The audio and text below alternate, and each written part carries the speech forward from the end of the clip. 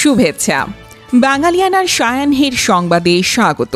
শুরুতেই শুনে নিচ্ছি সংবাদ শিরোনাম।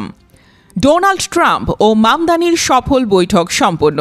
নিজ শহরের ভালোর জন্য একসঙ্গে কাজ করতে আগ্রহী দুই নেতা। ঢাকার কাছে আবারও ভূমিকম্প। শীতলক্ষ্যা বেসিনে বারবার ভূমিকম্প, দুশ্চিন্তায় ভোগাচ্ছে বিশেষজ্ঞদের।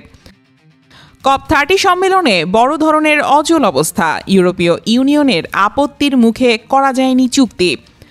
প্রস্তাবিত শান্তি প্রস্তাব মেনে নিতে ইউক্রেনকে বৃহস্পতিবার পর্যন্ত সময় বেঁধে দিলেন ট্রাম্প। হতাশ ইউক্রেনের প্রেসিডেন্ট। এবার অন্যান্য সংবাদের সঙ্গে বিস্তারিত। যুক্তরাষ্ট্রের প্রেসিডেন্ট ডোনাল্ড ট্রাম্প ও নিউ ইয়র্ক শহরের নবনির্বাচিত মেয়র জোহরান মামদানির মধ্যে কয়েক মাস ধরে প্রকাশ্যে রাজনৈতিক বিরোধ চলে আসছিল। এই সময়ে তারা পরস্পরকে বাক্যবাণের জর্জরিত করছেন, পাল্টাপাল্টি অপমান ও অভিযোগ করেছেন।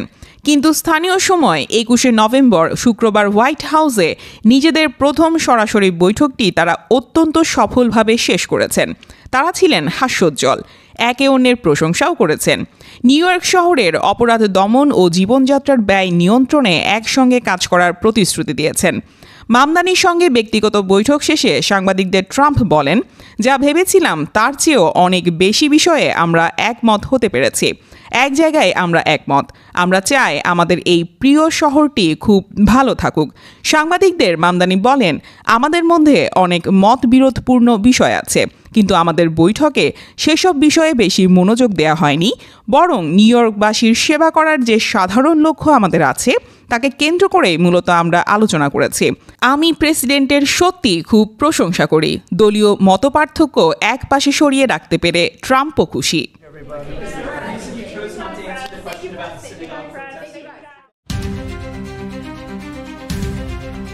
ঢাকা সহ দেশের বিভিন্ন জায়গায় গতকাল সকাল 10:38 ভূমিকম্প অনুভূত হয়। আবহাওয়া অধিদপ্তরের তথ্য অনুযায়ী এর মাত্রা ছিল রিক্টার স্কেলে 5.7 এবং উৎপত্তিস্থল রাজধানীর অদূরে নরসিংদীর মাধবদ্বীপ।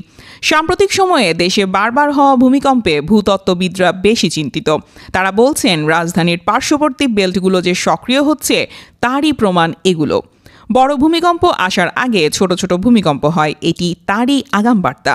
শীতলক্ষ্যা বেসিন এলাকায় বড় ধরনের ভূমিকম্প হলে এর প্রভাব সবচেয়ে বেশি পড়বে ঢাকা, নারায়ণগঞ্জ, রূপগঞ্জ, সোনারগাঁ ও সিদ্ধিরগঞ্জ এলাকায়। বর্তমানে এসব এলাকায় রয়েছে দেশের গুরুত্বপূর্ণ mega project, elevated expressway, metro rail root, Padma সংযোগ সড়ক, বিভিন্ন শিল্পনগরী সম্প্রসারণ প্রকল্প সহ অসংখ্য বড় অবকাঠামো। বিশেষজ্ঞদের মতে এইসব প্রকল্পের বেশিরভাগ নির্মাণ হয়েছে নরম মাটি ও নদী বিধৌত এলাকায়, যা ভূমিকম্পে দুলে ওঠার ঝুঁকি অনেক বেশি। আর শীতলক্ষ্যার দুই পাশ জুড়ে রয়েছে বস্ত্র, ডাইং, কেমিক্যাল, স্টিল, বিদ্যুৎ কেন্দ্র, সিমেন্ট কারখানা সহ শতাধিক ভারী শিল্প। ভূমিকম্পে এসব কারখানার জ্বালানি ট্যাঙ্ক, বয়লার বা কেমিক্যাল স্টোরেজ ক্ষতিগ্রস্ত হলে পরিবেশগত বড় ধরনের বিপর্যয়ও ঘটতে পারে। এছাড়া ঘনবসতিপূর্ণ শ্রমিক আবাসনগুলোও প্রাণহানির ঝুঁকি অনেক বেশি বলে তারা জানিয়েছেন।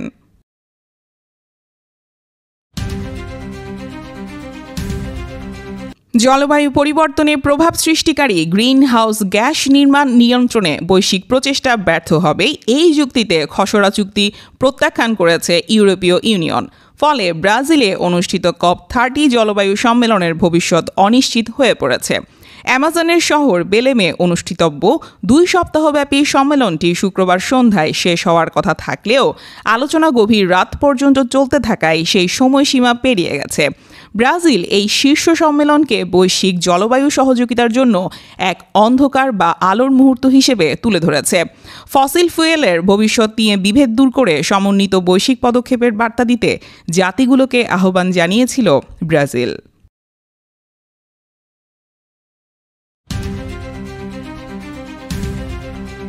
ঢাকার অদূরে সাভারের আশুলিয়ায় বাইপাইল এলাকায় আজ শনিবার সকালে মৃদু ভূমিকম্প অনুভূত হয়েছে। আবহাওয়া অফিস বলছে সকাল 10:36 ভূমিকম্পটি অনুভূত হয়েছে। আবহাওয়া অফিসের দায়িত্বরত কর্মকর্তা নিজামুদ্দিন আহমেদ জানান, রিক্টার স্কেলে এর মাত্রা 3.3, উৎপত্তিস্থল বাইপাইল।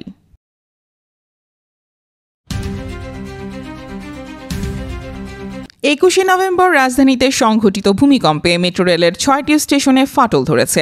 ক্ষতিগ্রস্ত স্টেশনগুলোর মধ্যে রয়েছে কারওয়ান বাজার, বিজয় সরণি, পল্লবী, মিরপুর 10, মিরপুর 11 এবং ফার্মগেট। সড়ক পরিবহন ও সেতু মন্ত্রণালয়ের উপদেষ্টা মোহাম্মদ ফজলুল কবির খান বিষয়টি সম্পর্কে বলেন, ফাটল গুরুতর নয়, পরীক্ষা নিরীক্ষা চলছে। ট্রায়াল রানের পর ঝুঁকি পাওয়া যায়নি বলেই মেট্রো রেল চালানো হচ্ছে। ভূমিকম্পের পর স্টেশনগুলোর নিরাপত্তা আরও জোরদার করা হয়েছে।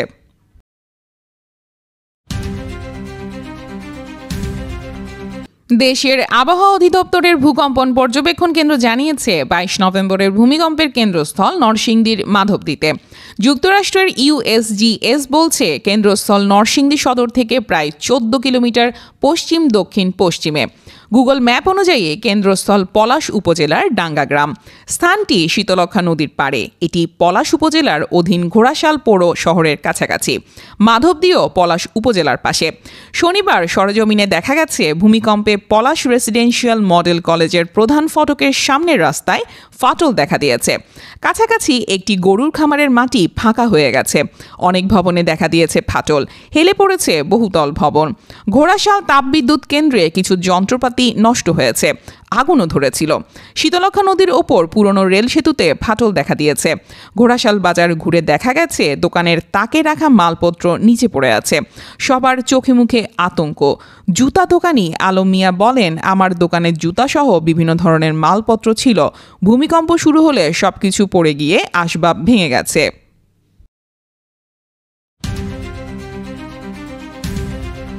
গরুর মাংস খাওয়া ও বাড়িতে রাখা হয়েছে সন্দেহে ভারতের উত্তরপ্রদেশে মোহাম্মদ আকলাক নামে এক ব্যক্তিকে 2015 সালে পিটিয়ে মারার অভিযোগ উঠেছিল। ওই ঘটনায় যাদের অভিযুক্ত করা হয়েছিল তাদের সবার বিরুদ্ধে মামলা প্রত্যাহার করার অনুমতি চেয়ে আদালতের কাছে আবেদন জানিয়েছে রাজ্য সরকার। গত মাসে গ্রেটার নয়ডার একটি আদালতের কাছে উত্তরপ্রদেশ সরকার ওই আবেদন দায়ের করেছে। নিহত মোহাম্মদ আকলাকের পরিবারের সদস্যরা অবশ্য জানিয়েছেন, বিচারের জন্য এই লড়াই তারা আদালতে চালিয়ে যাবেন। ঘটনাটি উত্তরপ্রদেশের দাদ্রির বিশাহরা গ্রামের। ভারতে গোহত্যা একটি স্পর্শকাতর বিষয়। হিন্দু সম্প্রদায় গরুকে পবিত্র বলে মনে করেন।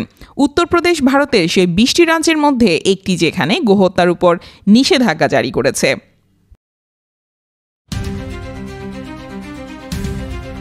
যুক্তরাষ্ট্রের প্রেসিডেন্ট ডোনাল্ড ট্রাম্প নিজেদের শান্তি প্রস্তাব গ্রহণের জন্য ইউক্রেনকে আগামী বৃহস্পতিবার পর্যন্ত সময় বেঁধে দিয়েছেন। ট্রাম্পের এমন প্রস্তাবে নিজেরা মহাসংকটে পড়েছেন বলে মন্তব্য করেছেন ইউক্রেনের প্রেসিডেন্ট ভ্লাদিমির জেলেনস্কি। তবে যুক্তরাষ্ট্রের শান্তি প্রস্তাব ইউক্রেন সংঘাত সমাধানের ভিত্তি হতে পারে উল্লেখ করে রাশিয়ার প্রেসিডেন্ট ভ্লাদিমির পুতিন বলেছেন, কিয়েভ যদি প্রস্তাবটি প্রত্যাখ্যান করে তাহলে রুশ সেনাদের অগ্রযাত্রা অব্যাহত থাকবে। 21 নভেম্বর শুক্রবার ফক্স নিউজ রেডিওকে ট্রাম্প বলেন, তার মতে প্রস্তাবটি গ্রহণের জন্য কিয়েভের জন্য উপযুক্ত সময় আগামী বৃহস্পতিবার।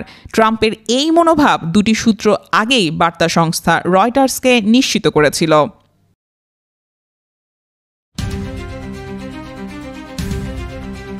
কুষ্টিয়ার ভেড়ামারা উপজেলায় রেফাজুল ইসলাম নামে এক কৃষককে প্রকাশ্যে গুলি করে হত্যা করেছে দুর্বৃত্তরা। একই ঘটনায় গুলিবিদ্ধ হয়ে লালন মণ্ডল নামে আরও একজন আহত হয়েছেন। শুক্রবার রাত 8:30টার দিকে রাইটা ঘাট এলাকায় এই ঘটনা ঘটে।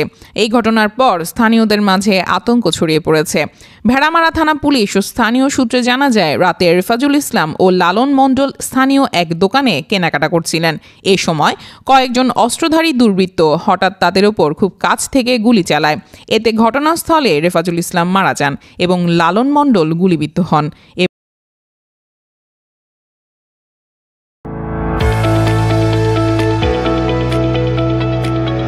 এবার শুনবেন বাঙালিয়ানার বাণিজ্য সংবাদ। মুকেশ আম্বানির মালিকানাধীন ভারতের বৃহত্তম শিল্পগোষ্ঠী রিলায়েন্স ইন্ডাস্ট্রিজ অবশেষে রাশিয়ার অপরিশোধিত জ্বালানি তেল আমদানি বন্ধ করে দিয়েছে। বিবিসির প্রতিবেদনে বলা হয়েছে, রিলায়েন্স তাদের গুজরাটের জামনগরে অবস্থিত রপ্তানি ভিত্তিক তেল শোধনাগার ইউনিটের জন্য আর রুশ তেল আমদানি করবে না বলে জানিয়েছে। আগামী বছর থেকে কার্যকর হতে যাওয়া তৃতীয় কোনো দেশের মাধ্যমে রাশিয়ার অপরিশোধিত তেল থেকে তৈরি জ্বালানি আমদানির উপর ইউরোপীয় ইউনিয়নের নিষেধাজ্ঞার পরপরই ভারতের বৃহত্তম কনগ্লোমারেটটি এমন সিদ্ধান্ত নিল। রিলায়েন্সের এই পদক্ষেপটি এলো 21শে নভেম্বর শুক্রবার কার্যকর হওয়া রাশিয়ার প্রধান তেল উৎপাদনকারী সংস্থা রোসনেফট ও লুকেইলের ওপর মার্কিন নিষেধাজ্ঞার পরপরই।